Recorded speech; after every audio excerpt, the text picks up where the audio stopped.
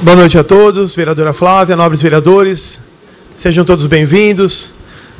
Agradeço a presença de todos. Aqui quero citar a presença do Silvio, né, para que, em nome do Silvio, agradeça a presença de todos vocês. Também, internautas, sejam sempre bem-vindos. Aproveitar já o mesmo assunto, coloca para mim a primeira imagem.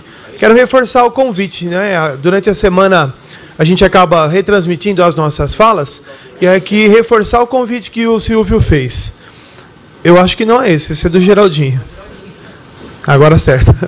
Então o convite, não é, a importância da conscientização da pessoa com deficiência, sempre é importante que a gente conscientize as pessoas. Em nenhum momento a pessoa com deficiência ela precisa de favor, em nenhum momento a pessoa com deficiência precisa de nada mais do que é justo. Então, para as pessoas entenderem, sempre é bom a gente lembrar que qualquer reivindicação que a pessoa com deficiência ela traz para a sociedade é porque a única ideia é tratar de maneira comum.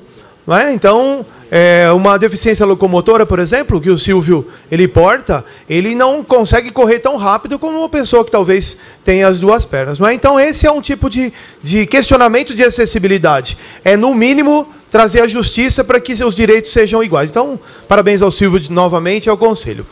Pode colocar outra imagem. Na semana passada eu fiz um trabalho ali com o pessoal da rua Riachuelo, e naquele poste a gente pode verificar que não tem braço de luz. Então, alguns comerciantes ali solicitaram a iluminação, porque o comércio à noite ali fica quase que impossível, né? Seja uma lanchonete, seja agora no inverno que escurece mais cedo. Então, a preocupação é para que o cliente possa, de uma maneira segura, iluminada, transitar naquele local. Então, foi uma das indicações. Aí, conversando sobre esse assunto do braço de luz no poste, pode colocar outra imagem.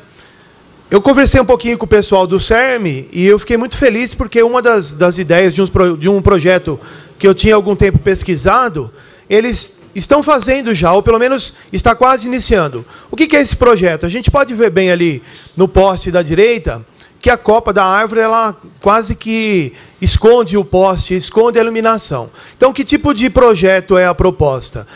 Toda vez que uma parceria ali, um trabalho conjunto do CERM com a Secretaria de Meio Ambiente, eles poderiam fazer talvez um mapeamento na cidade e da mesma maneira que é colocado no poste ali a identificação para troca de lâmpada, de repente colocar também a identificação para poda, principalmente da árvore ali que impede a iluminação. Então a gente muitas vezes gasta dinheiro talvez para conseguir tornar a iluminação viável ali, funcionando, e aí a árvore mesmo impede a iluminação. Então esse é um projeto, fiquei muito feliz ali, através do Márcio Mélio, o CERM já está em contato ali com o Adriano, para que esse trabalho seja realizado.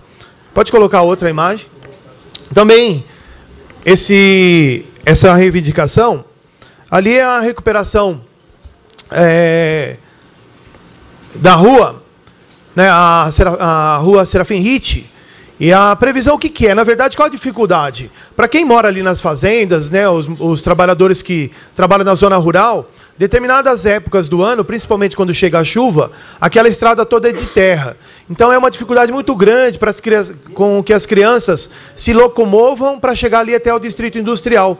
Então a solicitação deles é que seja feita uma análise para que o ideal seria, né, o ótimo, né, que chegue o asfalto ali, mas enquanto a gente não tem o ótimo, o bom seria, no mínimo, um recapeamento ali, ou um trabalho para que não seja prejudicado com a chuva. Não é porque a estrada fica intransitável. Então, a proposta é que seja feita uma análise para a gente ver o que é possível ser feito. Existem casos da van não conseguir chegar até a fazenda. E isso a gente não pode, a gente precisa ajudar. É necessário que seja urgentemente avaliado essa questão ali. Pode passar? Agora eu quero tratar o tema dessa semana.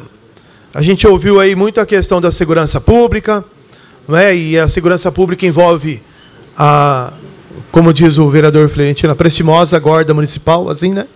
É um elogio, não é? A gente sabe das dificuldades, sabemos de tudo o que vem sendo noticiado aí, e é uma preocupação muito grande. O que eu quero contribuir essa semana? Através de algumas indicações, eu vou fazer um resumo do que eu pesquisei. Então, eu fui pesquisar, nos próprios dados estatísticos, do Estado de São Paulo. Não é? Esses dados eles estão no site da Secretaria de Segurança Pública, e a gente pode visualizar, depois na internet dá para ver bem ali, não é? Para quem fica aqui, fica pequeno, né? Mas no eixo X ali, no eixo inferior, a gente pode visualizar a evolução do número de roubos na cidade de Vinhedo, desde 2001 até... Eu vou pegar aqui, para ficar mais fácil, eu vou traduzindo. Para a gente chegar até 2017, eu atualizei a última barra lá da direita, 2018. Então, o roubo é o único que, infelizmente, a gente teve um aumento de 2017 para cá. A gente pode verificar, né, para quem gosta da estatística, infelizmente, ele segue uma tendência, de fato, de aumento de roubos. Pode colocar o outro gráfico.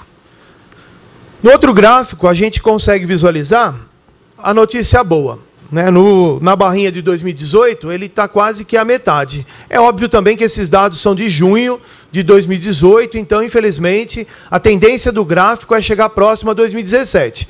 Está numa decrescente, a gente consegue perceber que de 2014 para cá ele vem diminuindo anualmente, não é, as reclamações de furto, e isso é positivo, um trabalho da Guarda Municipal, da Polícia Militar e da investigação da Polícia Civil. Pode colocar outra informação.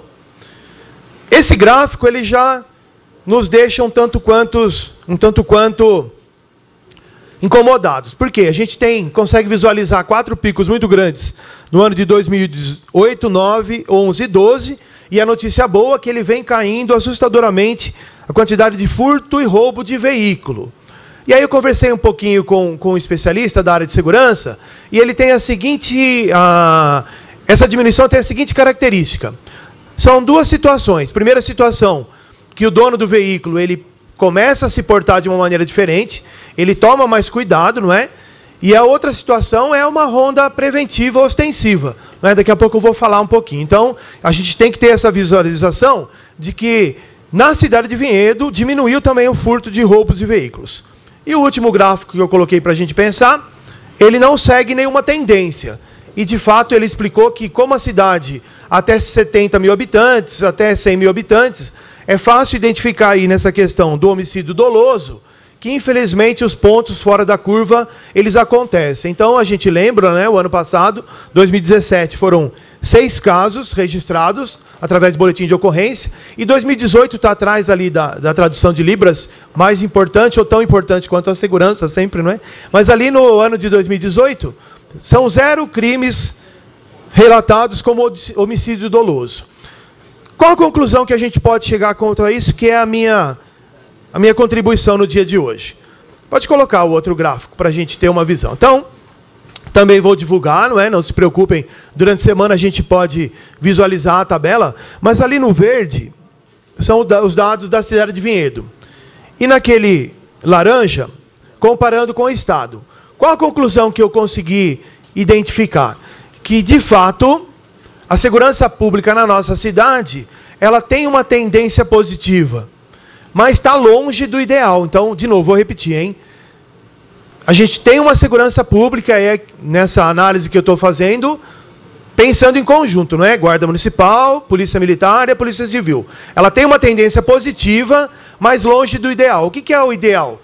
O ideal é que a gente esteja permanentemente diminuindo as indicações, seja ela no homicídio, no furto, no roubo, e no furto e roubo de veículo. E aí vem aquilo que a gente pode concluir. Pode colocar o último. A gente consegue rapidamente visualizar. Cada gráfico ali, ó, o vermelho, ele representa a quantidade de furtos. Então ele vem quase que igual. A cidade cresceu e os furtos permaneceram iguais, em porcentagem. O que significa? Aumentou a população, aumentou, infelizmente, a quantidade de roubos. O único que destoou ali é a barra azul, que foi a questão dos homicídios, não é, do ano passado. O que eu quero contribuir? Eu quero contribuir trazendo a indicação do que é necessário a gente retomar um pouquinho. Por quê?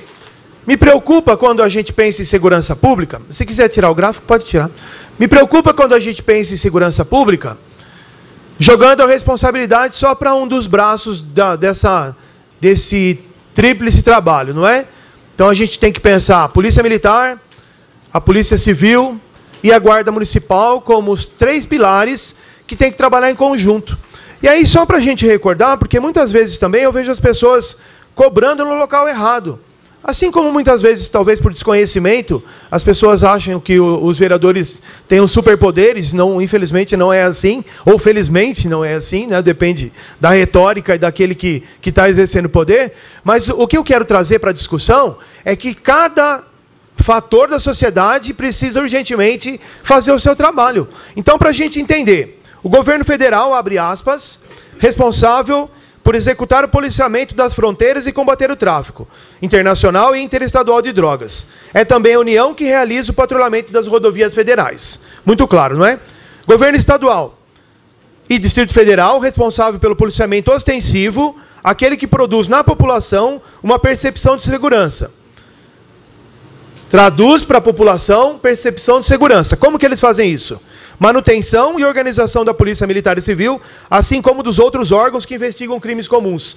Então é necessário que a gente não se acomode com a famosa frase. Abre aspas, né? Vou fazer de um tom jocoso aqui, mas para que a gente, de fato, pense com cuidado. Poxa vida, não é? Quanto tempo que a Polícia Militar no estado de São Paulo não recebe novos equipamentos, ou o salário dos policiais está defasado, ou a formação, infelizmente, é menor do que o necessário. Tudo isso a gente já sabe das desculpas, né, entre aspas. A gente já sabe das dificuldades, mas precisa enfrentar o problema. Precisa enfrentar o problema de uma maneira clara, e nesse caso aqui, de uma maneira concreta. A partir do momento que a cidade cobra do Estado o maior policiamento militar e civil, o Estado precisa prestar conta. Porque, de novo, a gente tem vivido tempos melhores do que o da região, os números mostram isso, a gente tem uma estatística melhor do que a região, mas está longe do ideal. O ideal é zero de criminalidade. E para a gente pensar isso, que a gente recorde a função da Guarda Municipal. Aspas. Desenvolver ações de prevenção à violência por meio de instalação de equipamentos públicos como iluminação e câmeras. Essa casa, através talvez o projeto mais importante que essa casa discutiu aqui, da vereadora Ana Genesini, instalação de câmeras. Quanto de investimento poderia ter sido feito para evitar tantos problemas que a gente vivencia nas escolas? Não é? Fica impossível a gente discutir de novo quanto de escola está sendo assaltada. Ele continua. Além disso, também poderia criar guardas municipais para a proteção de bens, serviços e instalações. Uma boa manutenção da cidade contribui para a inibição de criminalidade. Então, olha que frase importantíssima. Uma boa manutenção da cidade contribui para a inibição da criminalidade. Eu conheci um padre, finado Padre Léo. O Padre Léo falava o seguinte: você quer saber como acumula sujeira? É só você abrir um furo, abre um buraco no seu quintal. Você vai ver como no quintal o buraco aberto, ele enche de sujeira. Assim como também, se a gente tem uma cidade que a praça não é cuidada, enche de sujeira. E aí, o mal a gente sabe que ele é astuto. E se a gente não faz uma prevenção, o que vai acontecer? Infelizmente, vai tornar aquilo que a gente sabe da cidade, uma cidade com aumento de criminalidade. E para terminar, eu quero trazer sugestões. E dessas sugestões não são minhas. Eu fiz questão de pesquisar com especialistas de segurança pública, e aqui são sugestões do pessoal da USP, que tem um trabalho importante que pode nos ajudar. Então aqui, de fato, criar um plano municipal de segurança, com projetos e ações encaminhados ao Estado e ao Ministério Público, para obtenção de recursos que funcione. Não adianta ser um plano municipal de segurança que seja bonito no papel, ou que seja bonito na internet. Não, tem que ser um plano municipal que funcione. Instalar câmeras monitoradas, adotar um plano estratégico de iluminação, visando maior segurança em pontos cruciais de circulação, principalmente nas áreas de bairros. A gente viveu isso ano passado. Com o aumento da criminalidade, a gente precisa pesquisar. Ficou sem lâmpada, ficou escuro, será que aumentou a criminalidade? A gente tem que pensar sobre isso.